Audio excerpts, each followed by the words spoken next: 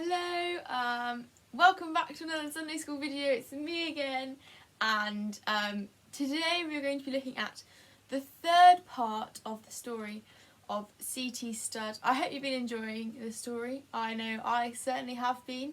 But the last time I was with you, you'll recall the 5 minutes or so that I talked about how much I really didn't like cricket.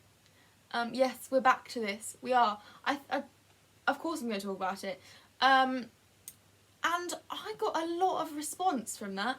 You know, people seemed genuinely upset that I didn't like cricket. And I would like to apologise to all of you now that really got upset by that. It's not changed my opinion. It's not going to change my opinion. But one response I did get, they actually took, they were kind enough to send me the rules of cricket, and they sent me this picture. I'm not going to name names, but they know exactly who they are. They'll be watching this morning, I know. And yeah, they sent me the rules of cricket, and it's a bit of a joke, but this is exactly the reason why I don't like cricket. By the way, this has nothing to do with today's part of the story. I just thought, well, why not, you know? So they sent me this, and it says the ins and outs of cricket. You have two sides. Hold on. This is quite complicated, so I just need to give me time to process this. You have two sides, one out in the field and one in. Each man that's in the side that's in goes out, and when he's out, he comes in, and the next man goes in until he's out. When they are all out, the side that's out comes in, and the side that's been in goes out and tries to get out those coming in. Sometimes you get men still in and not out. When both sides have been in and out, including the not outs, the winner is declared, if there is one.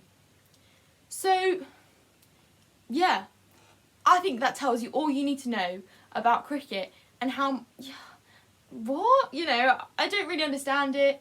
There's lots of ins and outs, and I mean, that's a bit of a tongue twister to read, I will admit. But anyway, I hope that makes you laugh this morning. If it didn't, I'm sorry. Just sat there staring at me like, Amy, can we please get on with the story? And I'm about to. So, last week we left off C.T. Studd with his Cambridge 7 as they were preparing to go off to China. So they set sail for China, and obviously you can't get there really quick like you can now. I mean, you can't get there really quick today anyway, but you can get there a lot faster than, you know, like 100 years ago. So they left in February 1885. And God didn't just wait till they got to China to start using them. And they didn't just wait to start telling people about Jesus until they got to China. From the second they set sail on that boat to China, they were telling people about Jesus, and they were reading the Bible to people. And there's a story of the captain. Is it the captain? Yes, a captain, on his way to India, actually. And he was well known for lying and being rude and being horrible and a bit aggressive. And at first, when Charles tried to tell him about the Bible and tried to tell him about Jesus, he'd just laugh in his face and tell him it was complete nonsense. But Charles was eager to share this good news with the captain. And eventually, the captain did give his life to Jesus. And actually that just shows that, you know, it's not one place that God's called us to. And God will only use us when we're there. God will use us wherever we are, in whatever circumstances we're in, and whatever we're doing. Now, some people have this idea that missionaries are perfect, you know, they're just these incredible heroes, and they did amazing work. But they are by no means perfect, and Charles certainly isn't perfect. He was often very impatient. He often liked to do his own thing and do what he wanted to do and not listen to any advice of the other missionaries there that went with him. But Charles often talked about the God of the impossible. The reason for the good things that happened was not any greatness of Charles. He didn't take any any of this. You know, he wasn't showing off. He wasn't saying this is all me and all these people are coming to Christ because of me. He knew that this wasn't anything of him, but all of God. So when they arrived in China, they were greeted by Hudson Taylor, who we talked about a little bit last week.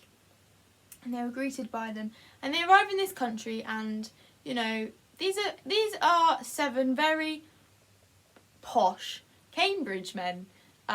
They don't speak Chinese. They don't know the lifestyle. They don't know the culture. Obviously, they would have done a fair bit of research before, but they still don't know everything. So they decided the first thing they needed to do was immerse themselves in this culture by learning their language, by wearing the same clothes, by eating the same foods, and all that kind of stuff. And so they thought the best way to be able to learn their language is to move to different parts of China. So the 7 of them spread out across China to live with people. Now it obviously took a long time to learn the language. I don't know how many of you do French or Spanish in school, or how many of you used to do a language when you were at school. I'd love to know how much of that language you can still speak. I did 3 years of Spanish and can speak very, very little of it. And imagine going to a new country, not knowing the language at all, and having to learn it. And obviously you're surrounded by the language, so that helps, but it's still a really, really tricky thing to do. And Charles found it incredibly difficult to try and to reach these people when he couldn't speak the same language as them. But life was far from easy in China. The weather was incredibly hot. Charles had to sleep on the cold floor at night without a mattress. Practically the only thing to eat was rice, and most of the travel had to be done by foot. Missionaries also don't usually have very much money, so it was incredibly difficult at the time. But to make matters worse, there were riots going on when Charles was in China, and these riots were usually targeted at foreigners. And you know, these missionaries were not welcomed with warm arms, and they weren't greeted kindly. People didn't want them there, and people wanted them to go home. But one of the greatest blessings that Charles had when he was in China was he got married. He married Priscilla Stewart. She was from Northern Ireland, and she was also a missionary in Shanghai. Now Priscilla had also given her life to God, every part of it, and was doing everything for him. And they got married, and they then worked together in China as missionaries. Now slowly Charles learned to speak Chinese, and he was so happy when he could finally start sharing the good news of the Bible with these people in their own language, in their own tongue. But he still faced many challenges. It was such a joy when he was able to see people come to faith and come to know Jesus. But actually for them, they faced many difficulties from their friends and from their families. There was one man that Charles had the pleasure of seeing saved in his time, and he was called Mr. Fan. Now Mr. Fan, before he became a Christian, had a pretty bad reputation. He was a horrible man. He did very evil things. He'd actually even killed someone before. But when he became a Christian, he said, you know, I've got to go back to my town and tell everyone about, you know, what I discovered and what I found, and tell everyone about Jesus and what they can have too. So that's exactly what he did. He went back to his town, and he started sharing, he started preaching to his friends and his family. They didn't really like it. Actually, they didn't like it at all.